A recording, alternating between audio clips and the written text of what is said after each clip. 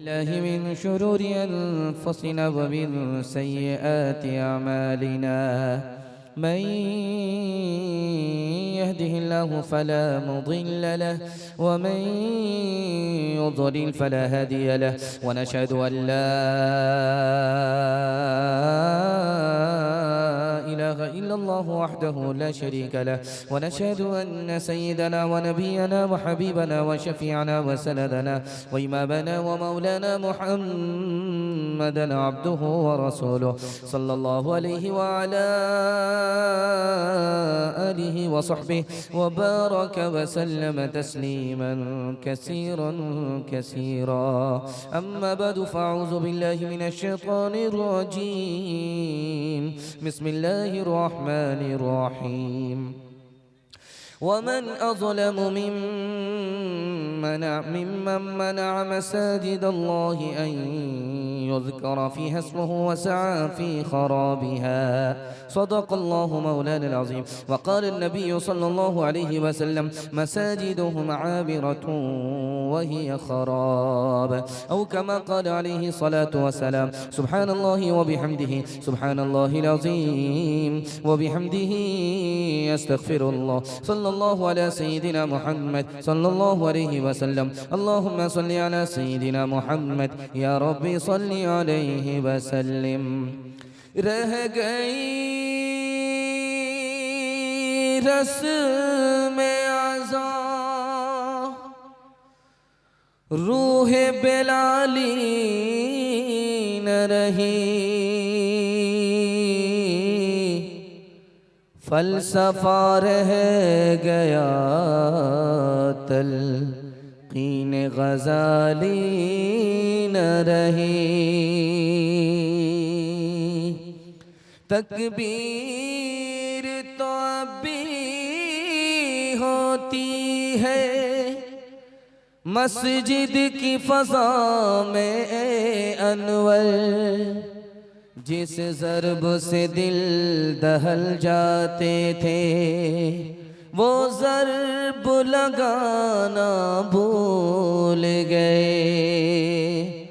मायूस नजर आते हैं मस्जिद के मनारे, आता ही नहीं कोई मुअज्जिन के पुकारे।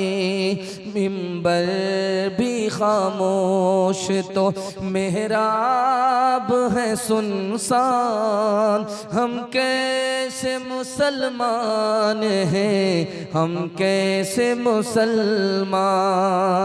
हम सिर्फ ही सुनते हैं मस्जिद की अज़ानें, होती ही नहीं हमसे अदा पांच नमाज़ें। आबाद ही रहे मक्का और मस्जिद वीरान, हम कैसे मुसलमान हैं, हम कैसे मुसलमान। माइक वाले आपका माइक बहुत अच्छा है, इसमें आवाज़ खोल दीजिए। ये जो है इस बॉक्स में आवाज़ को खोलिए, इस बॉक्स में भी आवाज़ खोलिए, दोनों का आवाज़ को खोल दीजिए। जहां दुआ हो जाए और दुआ में हम लोगों को अपनी मजदूरी मिल जाए, ज़मीन से लेकर के आसमान तक ये जलसा कबूल हो जाए। बड़े अफसोस के साथ कहना पड़ता है कि जो लोग जलसा देखने वाले थे वो जलसा देखे और चले गए, उनके लिए ये जलसा तमाशा बन गया। उनकी दुनिया भी नहीं बनी, आखिरत भी नहीं बनी, खाली हाथ आए थे खाली हाथ चले गए। जो जलसा सुनने वाले हैं वो अभी तक जाग रहे हैं। अल्लाह आपके इस जलसे को जमीन से लेकर के आसमान तक इबादत बनाए और कबूल फरमाए। 3 सवाल से मैं अपने पैगाम को शुरू करने के लिए जा रहा हूं। मस्जिद में आया, दुनिया की बात की सिर्फ एक बार, उसके बाद नहीं की। दुनिया की बात की, दीन की बात नहीं। तस्बीह नहीं, तिलावत नहीं, जिक्र नहीं, कुछ भी नहीं। दुनिया की बात आकर के मस्जिद में किया सिर्फ एक बार, क्या नुकसान होगा? ये मेरा पहला सवाल है। मस्जिद से आजान हो रही थी, ये अपने काम में लगा रहा, आजान गुजर गई, इसने आजान को नहीं सुना, जवाब नहीं दिया, खामोश नहीं हुआ, आजान होती रही। ये अपने काम में लगा रहा, आजान खत्म हो गई, ये अपने काम में लगा रहा, मस्जिद की तरफ नहीं आया, क्या नुकसान हुआ? ये मेरा दूसरा सवाल है। तीसरा और आखिरी सवाल है, ये देख रहे हैं मोबाइल है और ये मस्जिद का जलसा है। मोबाइल जब आदमी देखता है तो आंख से नींद उड़ जाती है, और मस्जिद में जब आदमी आता है तो झटके पे झटका आता है। इसका राज क्या है? ये आखिरी सवाल है, सो करके सुनेंगे, हाथ उठा दीजिए इंशाअल्लाह। दो इम्तिहान हो चुका है, मैं देख रहा हूं कि आप लोग कहां हैं। आवाज थोड़ा और बढ़ाइए, इन दोनों में गूंज पैदा कीजिए। बहुत अच्छा। बाहर के माइक को मत छोड़िए, अब बाहर कोई सुनने वाला नहीं है, सब यही सुनने वाला है। बाहर जितने भी थे वो सब बाहर हो गए, पवेलियन से बाहर हो गए, चौका छक्का लग गया। ये दोनों माइक जो है आपका, ये हाँ माशाल्लाह, इन दोनों को खोलिए जहां तक खोल सकते हैं माशाल्लाह। बहुत सन्नाटा आया है, हाँ बड़ा सुकून आया है। ये खोलिए, ये खोलिए, ये देखिए कहां छुपा करके रखे थे आप। हाँ खोल दीजिए, वरना हम आपको रांची लेकर के जाएंगे। खैर ध्यान से सुनिएगा, तेजी के साथ निकल जाएगा। 3 सवाल से मेरा पैगाम शुरू हो रहा है। मेरा पहला सवाल था, मस्जिद में आदमी आया और दुनिया की एक मर्तबा बात की, एक बार, उससे ज्यादा नहीं। तो खिजानतुल फिका किताब है, उस किताब में लिखा है कि 40 दिनों की नेकी बर्बाद हो गई। अल्लाह के घर में एक मर्तबा दुनिया की बात की, 40 दिनों की नेकी बर्बाद। अगर मस्जिद में बात करते रहे तो क्या हशर होगा। इसलिए मैं हाथ जोड़ करके आपसे कहता हूं, जब भी मस्जिद में आइए मुंह पर ताला लगा लीजिए। बात करनी है मस्जिद से बाहर हो जाइए, आपकी 40 दिन की नेकी, जिंदगी भर की नेकी बर्बाद नहीं हो। आजान हो रही थी, मुसलमान अपने काम में लगा रहा, आजान को सुन नहीं रहा है। आजान होती रही, अल्लाह का नाम भी गुजर गया, रसूलुल्लाह का नाम भी गुजर गया, कामयाबी भी गुजर गई, नमाज का जिक्र भी गुजर गया। बार बार अल्लाह का नाम आया, उसने ध्यान नहीं दिया। आजान खत्म हो गई, उसने खामोशी नहीं इख्तियार की, आजान को नहीं सुना, आजान गुजर गई। हदीस में आता है कि आजान की बेअदबी के नतीजे में हो सकता है कि उधर आजान खत्म हो, इधर सीने से ईमान खत्म हो जाए। मैं हाथ जोड़ करके आपसे कहता हूं, आजान की जब सदा लगे आप खामोश हो जाइए, काम धंधा छोड़ दीजिए।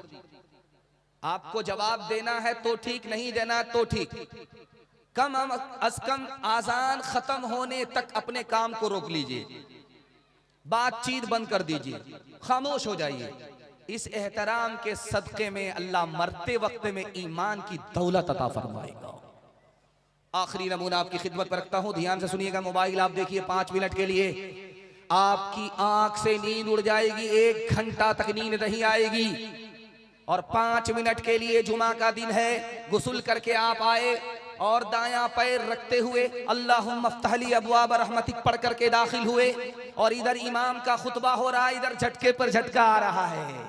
क्या राज है, ये आपको बताने के लिए जा रहा हूं, इस पर पैगाम को खत्म कर रहा हूं।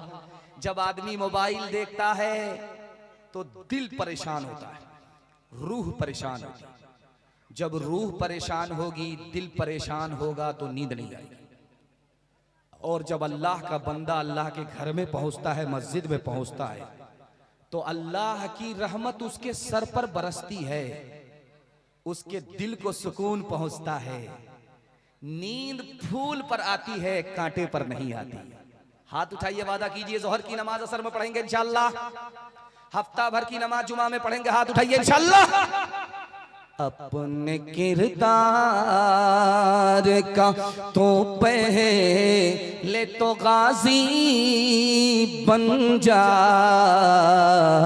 जीत ना पाए कोई ऐसी तो बाजी बन जा, जीत ना पाए तोड़ने वाले बनाएंगे तेरी खुद मस्जिद, तोड़ने वाले बनाएंगे तेरी खुद मस्जिद, शर्त बस ये है कि तू पहले नमाजी बन जा। शर्त बस ये है कि तू पहले नमाजी बन जा। शर्त बस ये है कि इस वक्त आप पिंडाल के नीचे हैं, पिंडाल के ऊपर खुदा है, हम लोग जमीन पर हैं और आसमान पर खुदा है। इस वक्त हम खुदा की निगरानी में चल रहे हैं, मेहरबानी में जलसा सुन रहे हैं। अल्लाह हमारे जलसे को जमीन से लेकर के आसमान तक कबूल फरमाए। आप देखेंगे ये पैसा देखा आपने, चंदा हो रहा था, किसी ने 50 रुपया ला करके दिया, किसी ने 500 रुपए ला करके दिया, किसी ने 50 दिया, किसी ने 100 दिया, किसी ने 200 दिया। जानते हैं ये देने वाले सब नेक लोग हैं। अल्लाह ने पहले तौफीक दिया, उसके बाद जेब से पैसा निकाल करके दिया। 50 रुपया देने वाला भी बुरा नहीं, 500 रुपए देने वाला भी बुरा नहीं, 100 रुपया देने वाला भी बुरा नहीं, 200 रुपये जिसने दिया वो भी बुरा नहीं। जानते हैं क्यों? जिसकी हैसियत 50 रुपए की थी वो 50 रुपए ला करके दिया, जिसकी हैसियत 500 रुपए की थी वो उसने 500 रुपए ला करके दिया। और मुखिया जी हमारे सरपंच साहब जैसा जिस्म है वैसा ही पैसा निकाल करके दिया। अल्लाह हमारे सरपंच साहब को सलामत रखे, दीन दुनिया दोनों की भलाई से माला माल फरमाए। जिसकी जो हैसियत थी उसकी हैसियत से यहाँ पर चंदा दिया गया है। और आप देखेंगे दुनिया में किसी को अल्लाह थोड़ा देता है, किसी को अल्लाह ज्यादा देता है, और जिसको ज्यादा मिलता है वो बड़ा खुश होता है, और जिसको थोड़ा मिलता है वो बड़ा मायूस होता है। जो बात मैं आपको सुनाने के लिए जा रहा हूं आपका दिल बड़ा खुश होगा। ये जो पैसा है अल्लाह देता है, किसी को थोड़ा किसी को ज्यादा। इसकी मिसाल ऐसी ही है जैसे दवाई, डॉक्टर किसी को थोड़ी दवाई देता है, डॉक्टर किसी को ज्यादा दवाई देता है। जिसको ज्यादा दवाई मिल गई वो बहुत ज्यादा खुश नहीं होता, जिसको थोड़ी दवाई मिलती वो बहुत ज्यादा मायूस नहीं होता। अल्लाह हकीम था, उसको पता था कि इसको थोड़ा देंगे काम चल जाएगा, इसको थोड़ा देंगे काम नहीं चलेगा। किसी को बढ़ा दिया, किसी को घटा दिया, वो इस पर भी सितम नहीं किया, उस पर भी सितम नहीं किया। यहां पर दो तरह के लोग बैठे हुए, एक इसमें मालदार लोग हैं और इसमें गरीब लोग हैं।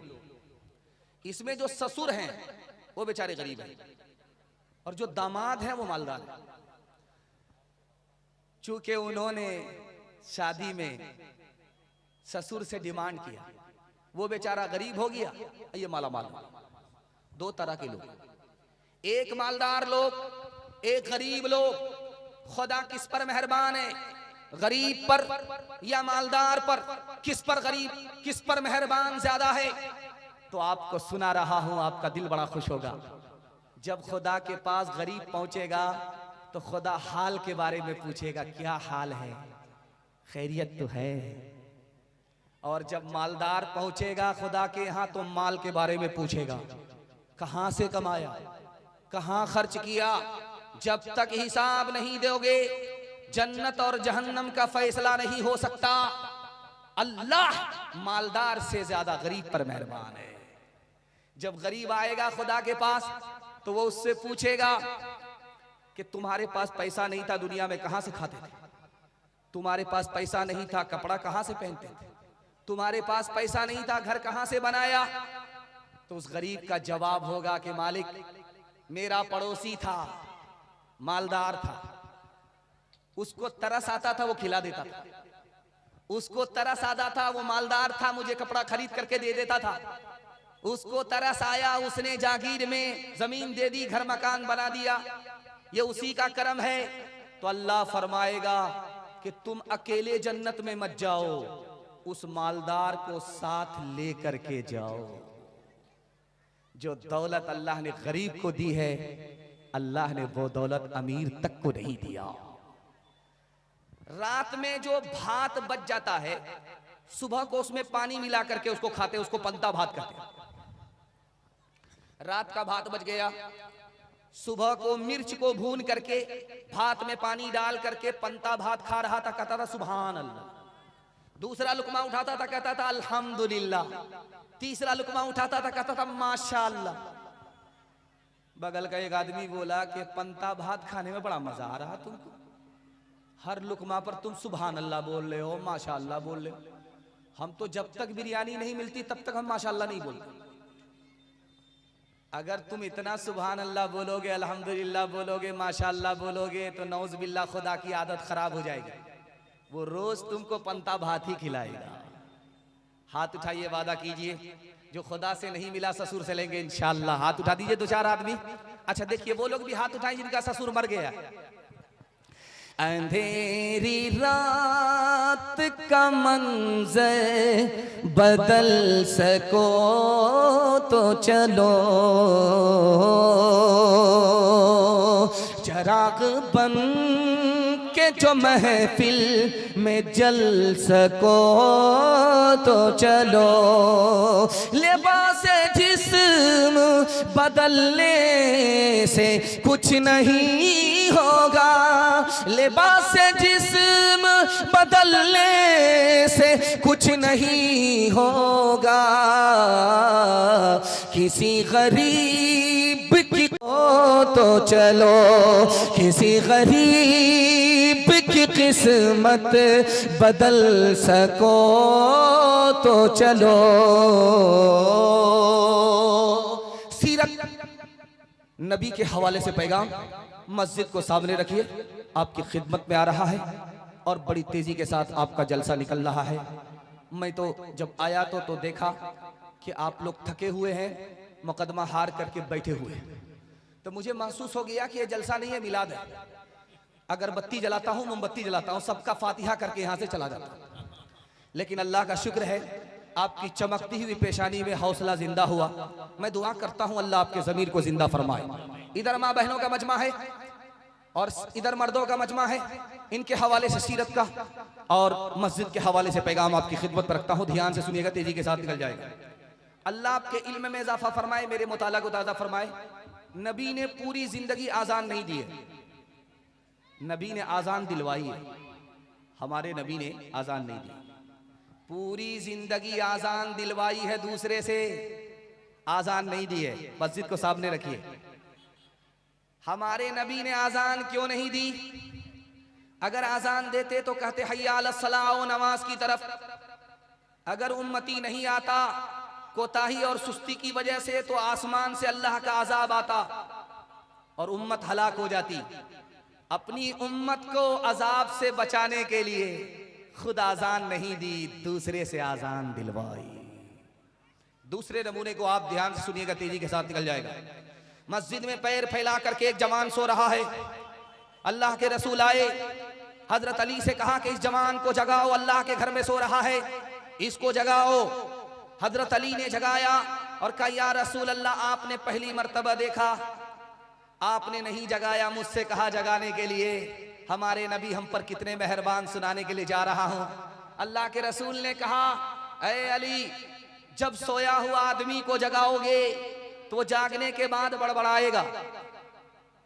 अगर मैं जगाता वो बड़बड़ाता, मैं नबी था, वो मेरा उम्मती था, मेरी शान में गुस्ताखी होती, उसका ईमान खतरे में पड़ जाता। इसलिए तुमसे कहा कि तुम जगाओ ताकि उसका ईमान महफूज रहे, खतरे में न जाए। आखिरी नमूना आपकी खिदमत में रखता हूं, ध्यान से सुनिएगा। आजान की सदा आ रही है मस्जिद से। बीवी सामने आई, कहा खैरियत तो है? तो आपने पूछा कि तुम कौन हो? कहा मैं आयशा हूं। कहा तू कौन आयशा है? कहा अबू बकर की बेटी हूं। कहा कौन अबू बकर? का अबू कहाफा के बेटे। कहा कौन अबू कहाफा? डर के मारे भाग गए। बाद में आकर के जब आजान खत्म हुई, पूछा या रसूल अल्लाह, आजान हो रही थी, मैं आपके सामने आई, मैं आपकी बीवी आयशा, आपने मुझे नहीं पहचाना, मेरे बाप को आपने नहीं पहचाना, मेरे दादा को आपने नहीं पहचाना। उस मौके से अल्लाह के रसूल ने फरमाया ए आयशा, जब मस्जिद से आजान की सदा होती है तो मैं सिर्फ और सिर्फ अपने खुदा को पहचानता हूं, किसी को नहीं पहचानता। हाथ उठाइए, वादा कीजिए आज आजान सुनेंगे, कल नमाज पढ़ेंगे इंशाअल्लाह। खैर माशाअल्लाह। अच्छा जरा जलसा खत्म होने दीजिए, एक एक पुड़िया आप लोग को जहर खिला करके हम जाएंगे। नबी आते रहे आखिर में नबियों के इमाम आए, वो दुनिया में खुदा का आखिरी पैगाम ले आए, झुकाने आए बंदों की जबी अल्लाह के दर पर, सिखाने आदमी को आदमी का एहतराम आए। वो आए जब तो अज़मत बढ़ गई दुनिया में इंसान की, वो आए जब तो बंदों को फरिश्तों के सलाम आए, वो आए जब तो बंदों को फरिश्तों के सलाम आए। छोटे छोटे बच्चों को देखा मैंने कि बड़े बूढ़े तो बाद में खिसक करके आए, लेकिन छोटे छोटे बच्चे पहले आ गए थे। ठंडी चवन्नी के हवाले से आपकी खिदमत पर पैगाम है, यहां से लेकर के वहां तक सुनने के लिए तैयार है। जोश के साथ हाथ उठाइए, इंशाअल्लाह। घबराना नहीं है, साथ खून माफ है। मैं भी आपकी जगह होता, अचानक सवाल होता, मैं भी फंस जाता। आपको शर्मिंदा करना मकसद नहीं है, ये देखना है कि आप हैं कहां। आप दिलो दिमाग से ध्यान से हमारे पैगाम को सुन रहे हैं कि नहीं सुन रहे हैं। बच्चों के हवाले से पैगाम आपकी खिदमत पर रखता हूं, ध्यान सुनिएगा। मैं जब आया इस बस्ती में 22 कोटा में, तो बहुत साल के बाद आया हूं। रास्ते से जब गुजरा, गली से जब गुजरा, तब मुझे याद आया कि ओ यहाँ आ चुका। लेकिन एक जमाना गुजर गया, उसके बाद आया हूं। और हमसे पहले मुफ्ती साहब बयान कर रहे थे, वो शायद एकेडमी आयशा चला रहे, एकेडमी आयशा चला रहे। स्कूल से बच्चा निकल रहा था, एक आलिम ने उसका हाथ पकड़ करके पूछा, बेटा ये बताओ अरबी अच्छी है या अंग्रेजी अच्छी? तो इस स्कूल के बच्चे ने कहा कि अंग्रेजी से अच्छी अरबी है। तो उस आलिम ने पूछा कि तुम्हें कैसे पता चला कि अंग्रेजी से अच्छी अरबी है? उसने कहा कि अल्लाह का कुरान अरबी में नाजिल हुआ है, अंग्रेजी में नाजिल नहीं हुआ। सुबहान अल्लाह। दूसरे नमूने को ध्यान से सुनिएगा। जलसे में बच्चे बैठे हुए थे, एक आलिम दीन ने कुर्सी से एक बच्चे से कहा खड़े हो जाओ। बच्चा खड़ा हो गया जलसे में। उस आलिम ने पूछा क्या कुछ जानते हो, क्या कुछ इल्म तुम्हारे पास है? उस बच्चे ने उंगली का इशारा करके कहा कि 4 बातों का मुझे इल्म है, इसके अलावा कुछ नहीं जानता। कहा कि क्या जानते हो? कहा मेरे पास सर का इल्म है, मेरे पास दिल का इल्म है, मेरे पास जबान का इल्म है, मेरे पास कान का इल्म है। अब वो कुर्सी पर जो आलिम थे जिन्होंने सवाल किया उस बच्चे से, उनका सर चकरा गया। ये क्या कहना चाह रहा है? बच्चे से कहा बेटा वहां से निकल करके स्टेज पर आ जाओ, बताओ कि तुम 4 बातों को जानते हो। जबान का इल्म तुम्हारे पास, कान का इल्म तुम्हारे पास, सर का इल्म तुम्हारे पास, दिल का इल्म तुम्हारे पास, क्या मतलब हुआ? मैं वही नहीं समझा, समझाओ। उस बच्चे ने कहा हुजूर मेरे पास सर का इल्म है कि ये सर्फ सिर्फ अल्लाह के आगे झुकेगा, किसी और के आगे झुक नहीं सकता। सुभान अल्लाह। उस बच्चे ने कहा कि दिल का इल्म मेरे पास है कि इस दिल में सिर्फ खुदा बसेगा, कोई और खुदा के अलावा इस दिल में बस नहीं सकता। ज़बान का इल्म मेरे पास के कुरान पढ़ना है, कान का इल्म हमारे पास के इस कान से कुरान को सुनना है। सुभान अल्लाह। मैं कबूलियत की घड़ी में दुआ करता हूं, ऐसा होनहार बेटा अल्लाह सबको अता फरमा। तीसरे नमूने को सुनिएगा। ये देखिए बोतल है, इसमें पानी है। इस बोतल का साइज आप देखिए, 1 लीटर इसमें पानी है। बच्चा स्कूल से निकला, इब्लीस रास्ते पर खड़ा था, उसने इस बच्चे को पकड़ा और बोतल दिखा करके कहा कि बेटा ये बताओ, ये जमीन और ये आसमान इस बोतल में आ सकता है? आयशा एकेडमी का बच्चा है, मकतब अबू हुरैरा का बच्चा है। मकतब अबू हुरैरा को सामने रखिए, आयशा एकेडमी को सामने रखिए। मकतब के बच्चे से इब्लीस का सवाल है, आसमान इस बोतल में आ सकता है, जमीन इस बोतल में आ सकती है? उस बच्चे का जवाब सुनिए, अल्लाह सबको ऐसा होनहार बेटा अता फरमाए। उस बच्चे ने कहा कि अरे ये तो बोतल है, बहुत बड़ी चीज है, मैं आजिज हूं, खुदा कादिर है, वो अगर चाह ले तो सुई के नाके के अंदर जमीन को फंसा दे, आसमान को फंसा दे। इब्लीस ने कहा सुभान अल्लाह, तुम्हारा ईमान सलामत है मकतब की बरकत से, मदरसे की बरकत से। औलाद की अमानत इन्हें जिगर से, औलाद की अमानत अल्लाह की इताअत बेहतर नहीं है, इसे सिखलाए हम सलीका। औलाद को फिक्र से, औलाद की अमानत। बिल्कुल सही जा रहा है, हाथ उठाइए, वादा कीजिए। अक्लमंद स्कूल में जाएगा, बेवकूफ मदरसे में जाएगा। हाथ उठा दीजिए इंशाअल्लाह, 2-4 आदमी। खैर माशाअल्लाह, इसी तरह आप साथ देते रहिए। आप भी कन्या के मामू, दूल्हा के मामू, एक साथ साथ। चौथा पैगाम आपकी खिदमत में रखता हूं। देखते ही देखते 1/3 पैगाम निकल गया, मुझे भी पता नहीं चला, आपको भी पता